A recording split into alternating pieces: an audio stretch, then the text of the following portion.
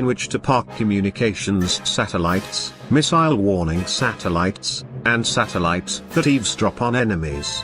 The government doesn't admit that it collects signals intelligence from space, and DARPA certainly hasn't indicated that supporting that mission is one reason it wants to develop an on-orbit servicing capability.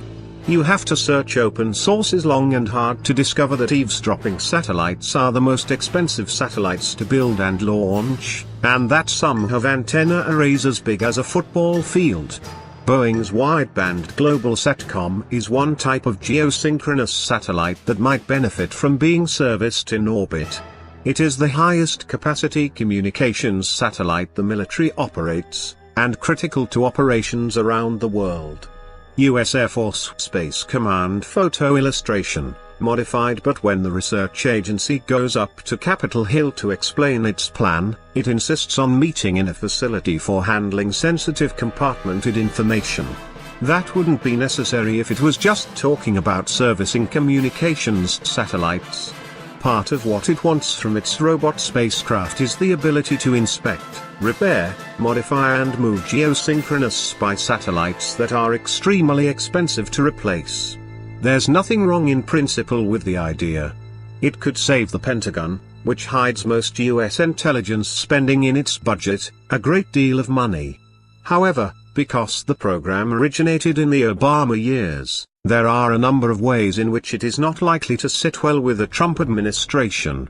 For starters, DARPA has decided to award the program to SSL, the California subsidiary of Canadian company McDonnell Detwiller Associates, which means a foreign-owned entity would be engaged in supporting some of the intelligence community's most sensitive assets.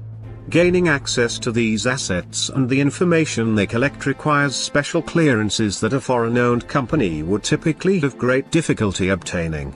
Granting the clearances could only be justified if no suitable domestic provider of the same services existed. Which brings me to the second problem. Not only is the US company Orbital ATK already developing a similar capability that will be available sooner, but it is doing so with its own money rather than using federal funds. In other words, DARPA wants to use taxpayer money to set up a foreign-owned competitor to a solution that was already emerging spontaneously from the marketplace at no cost to the government. Orbital ATK already had a contract with commercial satellite operator Intelsat to service geosynchronous satellites in orbit before DARPA issued its initial solicitation for the program. So DARPA is wasting hundreds of millions of dollars in taxpayer money to help a foreign-owned company get into the business of supporting sensitive intelligence systems. Needless to say, DARPA has a different take on its plan. It says about 80% of geosynchronous satellites are operated by commercial companies rather than governments, and the capability it wants to develop would be able to support both types of spacecraft. But that raises a third problem. Under current national space policy, the government isn't supposed to be undercutting commercial companies or distorting commercial markets. In this case, DARPA is doing both.